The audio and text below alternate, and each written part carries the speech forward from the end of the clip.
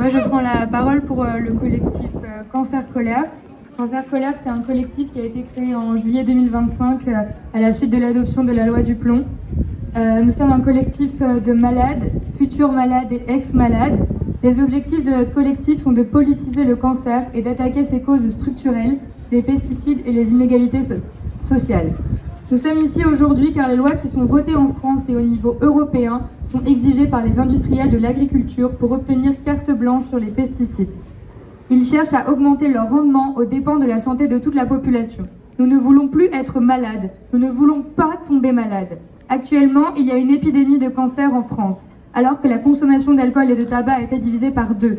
L'incidence augmente, peu importe l'âge des personnes. Le cancer est devenu la deuxième cause de mortalité chez les enfants après les accidents domestiques. Ce n'est pas lié au vieillissement de la population. Un cancer sur 2 a une cause environnementale. Un cancer sur 2 pourrait être évité.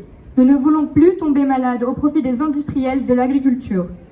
Les multinationales qui fabriquent des pesticides sont les mêmes fabricants des chimiothérapies, des traitements contre le cancer.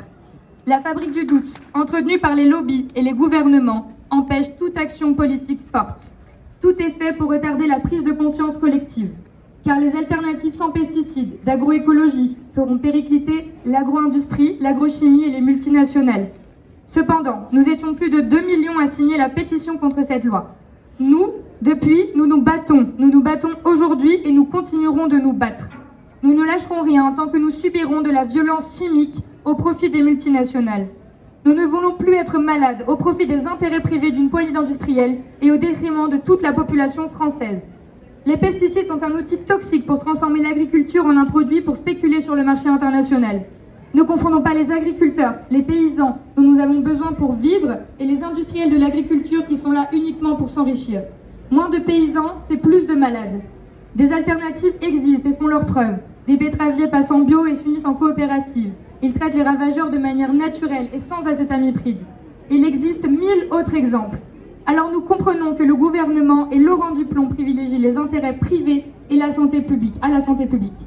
Nous avons tous les outils et les moyens nécessaires pour transformer en profondeur notre modèle agricole, pour que les agriculteurs indépendants ne tombent plus malades et gagnent décemment leur vie en nourrissant tout le pays et que nous nous retrouvions une sérénité alimentaire et l'espoir d'un avenir qui nous réjouit.